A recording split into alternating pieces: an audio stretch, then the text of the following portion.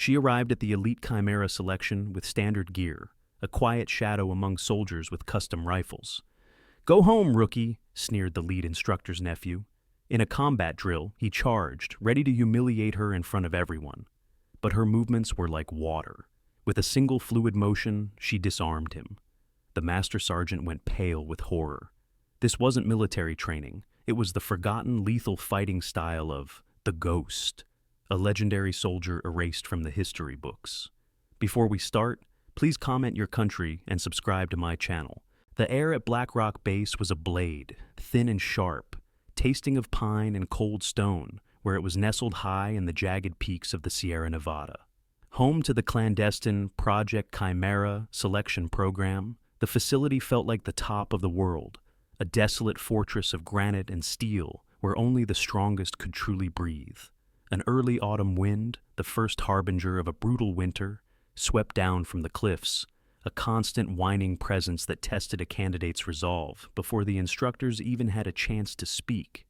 It was against this unforgiving backdrop that Alara Vance stepped off the military transport truck, a silent figure in a sea of boisterous, hopeful soldiers. At 24, she possessed a lean, wiry strength that spoke of relentless endurance rather than explosive power. Her dark brown hair was pulled back in a severe, practical knot, and her hazel eyes, calm and intensely observant, seemed to miss nothing. She wore the standard-issue combat uniform, maintained with a meticulous care that hinted at a deep, ingrained discipline. The creases were sharp, and the boots were polished to a dull, functional shine. Among the candidates, Kalen Thorne stood out like a beacon of privilege. 25 and built like a tactical Adonis, he was the son of a decorated general and the nephew of the program's lead instructor. His gear was a collection of the latest, most expensive military hardware, and he carried himself with an unshakable arrogance, a smirk permanently etched on his handsome face. He nudged the woman beside him. "Look at that," he sneered. "I think they sent us a librarian by mistake." His companion was Seraphina Sarah Croft, also 25, a tall, slender woman with sharp aristocratic features and blonde hair braided so tightly it seemed severe. A former intelligence officer whose ambition was a palpable force. Her calculating gaze swept over Ilara and dismissed her in a single blink.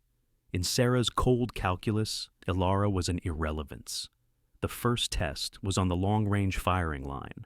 The targets were 600 meters away, dots shimmering in the mountain air. The crosswind was a devil, gusting unpredictably. Overseeing the exercise was Master Sergeant Elias Thorne, a man in his early 40s, carved from the same unforgiving granite as the mountains.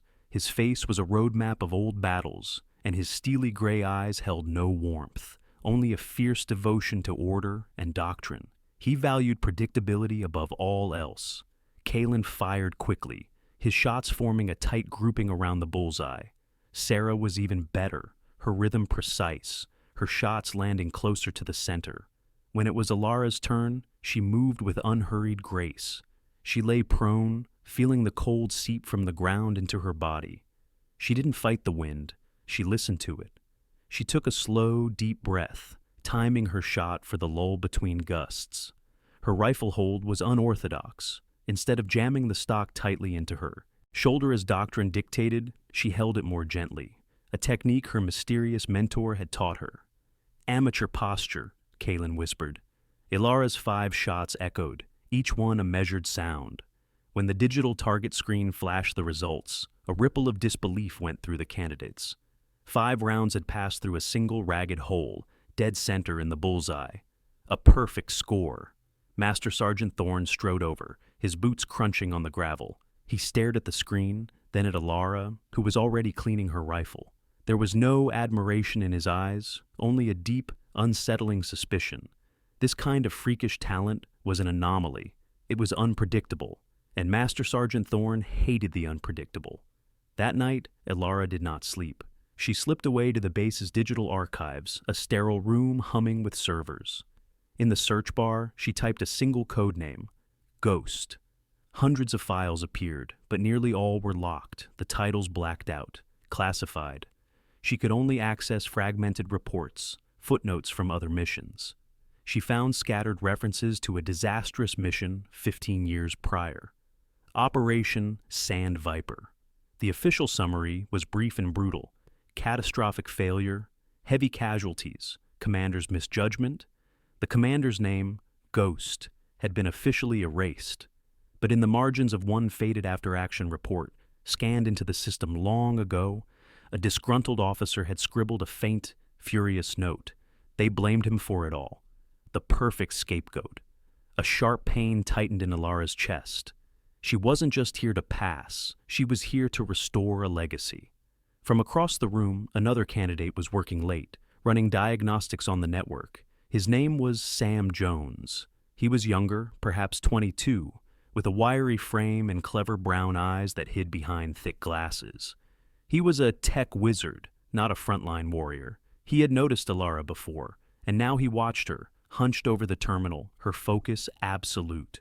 He could see she wasn't studying tactics. She was on a hunt, and he was intensely curious about what she was hunting for. The days at Black Rock bled into a grueling routine of physical exertion and mental conditioning. The tactical simulation took place in Kill House 3, a sprawling, realistic mock-up of a Middle Eastern village, its mud brick walls baking under the relentless autumn sun. Ilara's squad was led by Corporal Davis, a man in his late 20s with a square jaw and an unwavering belief in the field manual. He was a solid, predictable soldier, the kind Master Sergeant Thorne favored, and he viewed Ilara's quiet intensity with distrust. Their mission was to retrieve a high-value intelligence device, but they were detected almost immediately, and simulated gunfire erupted from windows and rooftops, pinning them down. "Perimeter defense! Formation Alpha 7!" Davis barked, his voice tight with stress as he quoted directly from the manual. "That won't work, Corporal," Ilara's voice cut through the noise, low but clear. "The walls are thin plaster. They'll shred us with suppressive fire. We have to attack." She pointed to a storm drain grate on their schematics. The schematics show this sewer line runs directly beneath the target building. They won't expect an assault from below. "That's an unsanctioned approach. It's suicide," Davis retorted, his face flushed. But the other squad members, seeing the logic in her plan, looked at Alara. Her calm confidence was more commanding than Davis's by-the-book panic. Reluctantly, he conceded. The plan worked flawlessly. They secured the device without a single simulated casualty. But their victory was short-lived. Master Sergeant Thorne was waiting for them at the debriefing. "Who authorized you to deviate from established combat doctrine, Vance?" he roared, his voice echoing. "Your reckless gambles could have gotten your entire team killed." He didn't care that she had succeeded. He cared that she had disobeyed. The conflict boiled over during close-quarters combat training. Kalen, his pride still smarting, saw his chance. With a nod of tacit approval from his uncle, he challenged Alara to a sparring match. He lunged at her, a bull trying to overwhelm her with pure force. But Alara was like water. She flowed around him, her movements fluid and economical, using his own momentum against him. This was not the rigid style of the military's combat program. It was something else faster and far more lethal. Seeing an opening, Kalen threw a wild punch. Ilara ducked under it, pivoted, and in a single seamless motion, applied a joint lock to his wrist and swept his legs out from under him. Kalen crashed to the mat. The rubber training knife in Ilara's hand rested against his throat. Master Sergeant Thorne froze. His face went pale, his professional mask cracking to reveal a deep, horrified shock. He recognized that final sequence. It was the signature fighting style of Ghost, his former comrade, a man whose brutal efficiency was the stuff of legends, long before the disaster of Operation Sand Viper. Later, that night, Sam Jones found Alara in the archives room. "I saw what you did today," he said, pushing his glasses up his nose. "I can get through older, corrupted firewalls. Tell me what you're really looking for." Trusting an instinct, Alara told him about Ghost. For hours they worked together, Sam's fingers flying across the keyboard. Finally, he found it, a single corrupted audio file. It was a 30-second recording from Operation Sand Viper. He played it. Through the static, a calm voice cut through the chaos. It was Ghost's voice. "They're not flanking. It's a feint. Do not retreat into the canyon. I repeat, Do not retreat into the canyon. It's a trap. The recording ended abruptly with a deafening explosion. It was the final piece. Ghost hadn't failed. He had seen the trap, and someone had ignored him. The crucible began before dawn. It was a 72-hour continuous field exercise designed to break even the strongest candidates. For Kaelin and Sarah, whose pride and careers were now directly threatened by Alara, it was their last chance to eliminate her. The plan was treacherous and precise. Late the night before, Kaelin had used his uncle's unlocked terminal to access the encrypted mission routes. He copied the path for Alara's squad, Alpha Team, and gave it to Sarah.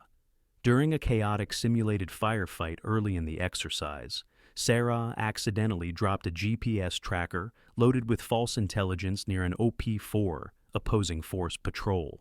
The device would lead the enemy force not to their actual objective, but directly to a narrow, inescapable canyon known as the Devil's Jaw, a natural kill box on Alpha Team's route.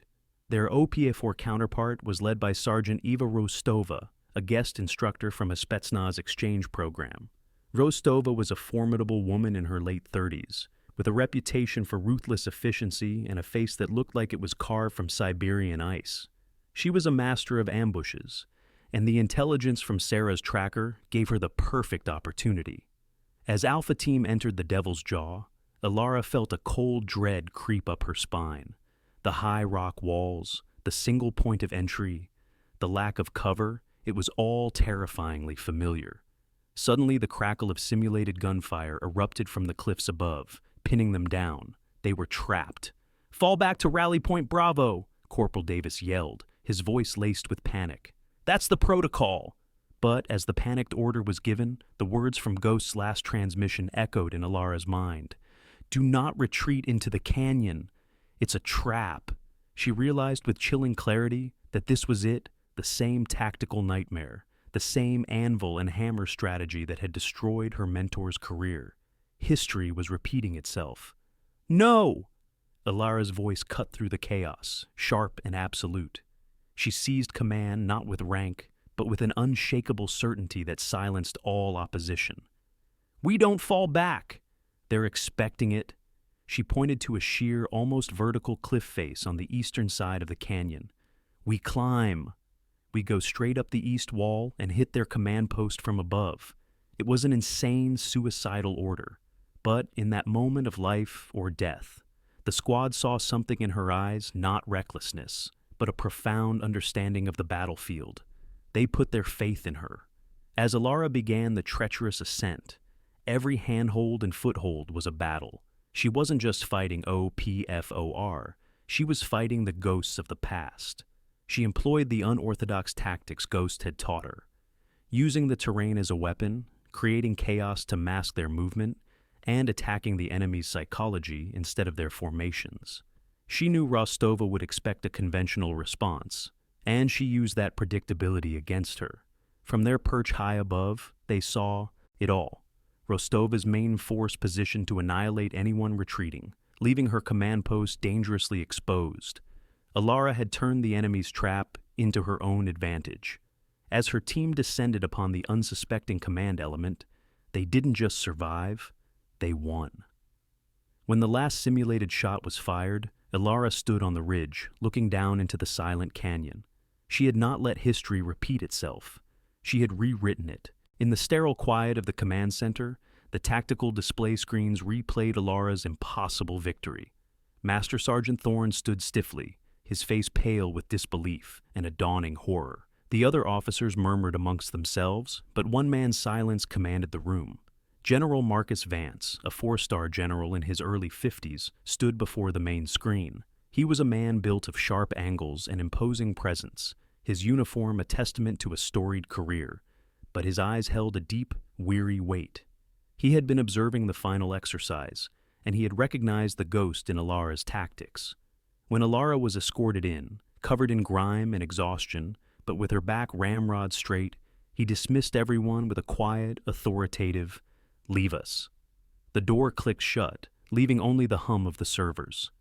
"Alex taught you," the general stated, his voice a gravelly rumble. It was not a question. "Alex Ryder, that was his name. He taught me everything Alara replied, her voice steady, betraying no fatigue. "Including how to trust my instincts, something you never did. The truth, buried for 15 years, finally surfaced." General Vance, then a colonel, recounted the events of Operation Sandviper. He had been the overall commander, safe in a command post miles away. He had received Alex's frantic warnings about the canyon trap, but had dismissed them as the jitters of an unconventional subordinate. He gave the order to retreat, sending Ryder's team into the ambush. To save his own ascendant career from the catastrophic failure, he had remained silent, allowing the official inquiry to place the full blame on his friend, the rogue operative. "I've lived with that cowardice every single day," Vance confessed, his voice finally cracking, the iron facade melting away to reveal the profound regret beneath. While father and daughter faced their past, Sam Jones was enacting justice. He had already flagged the suspicious network access from Master Sergeant Thorne's terminal and analyzed the telemetry from Sarah's dropped GPS. The evidence was irrefutable, painting a clear picture of deliberate sabotage. He presented his findings directly to the base's commanding officer. A swift court-martial was convened. Kalen Thorne, arrogant to the end, was found guilty of conduct unbecoming an officer, willfully endangering fellow soldiers, and conspiracy. He was sentenced to a dishonorable discharge, stripped of rank, and cast out of the military he believed was his birthright. Serafina Croft, facing the same charges, accepted a plea deal, her ambition crumbling into a desperate bid for self-preservation.